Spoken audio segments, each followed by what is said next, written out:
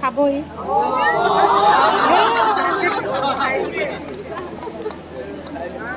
হাহা কাৰণে চাইছে ইফালে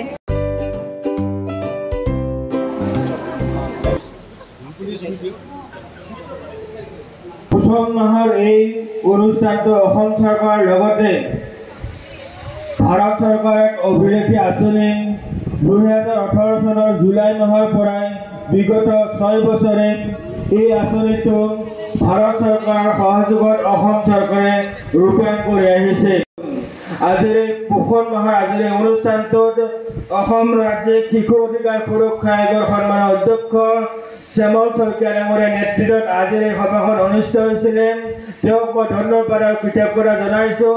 আমাৰ এই বেজেৰা অঞ্চলত তেওঁ এই সভাখন অনুষ্ঠিত কৰাৰ বাবে আৰু আমাৰ ৰাইজক সজাগতা বৃদ্ধিত সহায় কৰাৰ বাবে। আমাৰ গাঁও অঞ্চলৰ বহুতো আই মাতৃ নাজানে যে শিশুসকলক কেনেকৈ আমি ডাঙৰ কৰিব লাগে।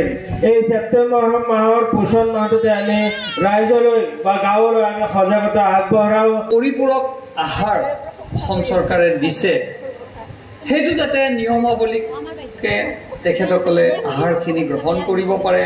সময়মতে অংগনবাদী চেণ্টাৰত আহি আপোনালোকে কোৱা ধৰণে তেখেতসকলে আপোনালোকৰ কথাখিনি যাতে শুনে আৰু বুজোৱা দায়িত্বটো আপোনালোক।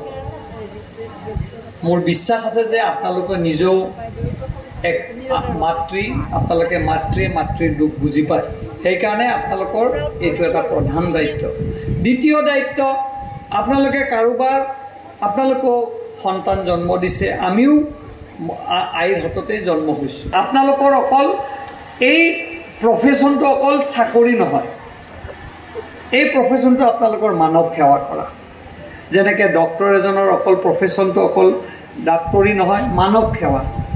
আমি এতিয়া আমাৰ প্ৰফেশ্যন আমি ৰাজনীতি বুলি ক'ব নোৱাৰোঁ, আমি একচুৱেলি মানুহক সেৱা কৰা আমাৰ দায়িত্ব। 5 বছৰ সময় পাওঁ, কিন্তু 5 বছৰত আমি মানৱ সেৱা কৰোঁ।